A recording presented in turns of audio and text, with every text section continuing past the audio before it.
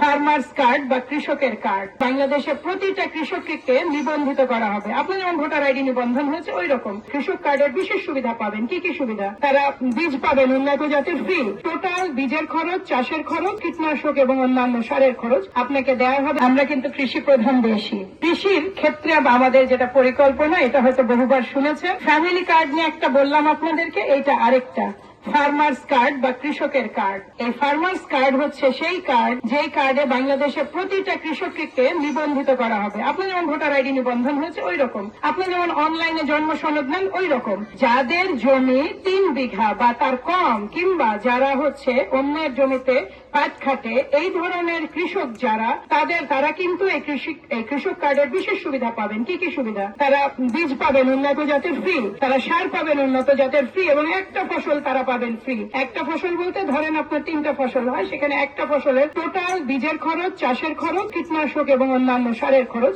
আপনাকে দেওয়া হবে, এই জন্য যেন আপনার হাতে একটা পুঁজি তৈরি হয়।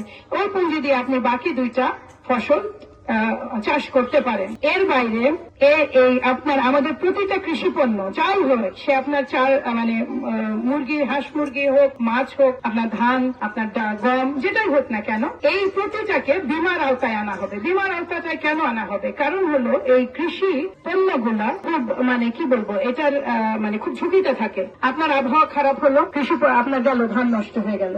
আপনি আম করছেন, গেল আপনার আমের মুকুল নষ্ট হয়ে গেল। আপনি মাছ করেন, কিছু একটা ঘটলো, গোটা পুকুর মাছ মারা গেল। এই জিনিসগুলো কৃষককে খুব ভয়াবহ রকম ক্ষতিগ্রস্ত করে। কাজেই প্রতিটা কৃষি পণ্য আপনার বীমার আওতায় আনা হলে যখন আপনার লস হয়ে যাবে, যদি কোনো কারণে লস হয়ে যায়, সেই সমপরিমাণ অর্থ কিন্তু আপনারা পাবেন, সহায়তা পাবেন। ওই যেটা বীমা করেছেন সেই টাকাটা পাবেন। এবার আপনি আমাকে প্রশ্ন করেন যে দরিদ্র কৃষকেরা প্রিমিয়াম কিভাবে দিবে, যে মাসিক যে একটা টাকা দিতে হয় 3 মাসে। দরিদ্র কৃষকের ক্ষেত্রে এটা আমরা সাবসিডি দেব, সরকার সাবসিডি দিবে তার প্রিমিয়ামটা, যেন তার কৃষি পণ্য নিরাপদ থাকে। এবং সবচেয়ে বড় যেটা আমি মনে করি খুব গুরুত্বপূর্ণ পরিকল্পনা, সেটা হচ্ছে প্রতিটা ইউনিয়নে ক্রয় কেন্দ্র তৈরি করা হবে। ক্রয় কেন্দ্র এই কারণে করা হবে যে যখন যেই ফসলের মৌসুম, সেই ফসলের দাম খুব কমে যায়। আমি এমন বহু এলাকায় গিয়েছি যে আমি দেখি রাস্তায় টমেটো পড়ে আছে। আমি টমেটোটার কথা সবসময় বলি, কারণ আমি যে দেখি 1-1.5 টাকা আপনার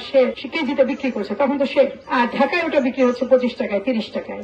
এইখানে কি পরিমাণ একটা লাভ, যে মাঝখানে যে কিনছে তার কতখানি লাভ একবার চিন্তা করেন। কৃষক চিন্তা করে যে আমার 8 টাকা খরচ হয়েছে টমেটো উৎপাদন করতে, আর 1.5 টাকা দাম, সে ফেলে দেয়। এই ফেলে দেওয়াটা যুক্তিযুক্ত? এই কৃষককে সুরক্ষিত রাখার জন্য একজন মানুষ তার চাষবাসে যেই পরিমাণ টাকা বিনিয়োগ করবে, ধরুন 50,000 টাকা ব্যয় করলো সে একটা চাষের জন্য, তাকে 10% ধরে 55,000 টাকায় তার কাছ থেকে তার ফসল কিনে নেওয়া হবে। টাকাটা হয়তো খুব বড় না, লাভটাও হয়তো খুব বেশি না, কিন্তু আপনার মূল টাকাটা তো সুরক্ষিত থাকলো। 2 টাকা হলেও তো আপনার লাভ আসলো। এই জায়গাটায় আপনি যদি আপনার চয়েস, আপনি ক্রয় কেন্দ্রে বিক্রি করবেন আপনার ফসল, না আপনি বেশি দামে বাইরে ফেলে বিক্রি করবেন, সেটা আপনার ইচ্ছা। কিন্তু আপনার সামনে একটা সুযোগ খোলা থাকলো যে জিনিসের দাম যখন একেবারেই কমে যাবে, তখন ক্রয় কেন্দ্র আপনাকে মিনিমাম একটা লাভে জিনিসটা আপনার পণ্য কিনে নেবে। কৃষক কার্ডের আরেকটা বিশেষ বিষয় হচ্ছে কৃষকদের সন্তানেরা শিক্ষা এবং স্বাস্থ্যে, কৃষকদের গৃহিণীরা কিষানীরা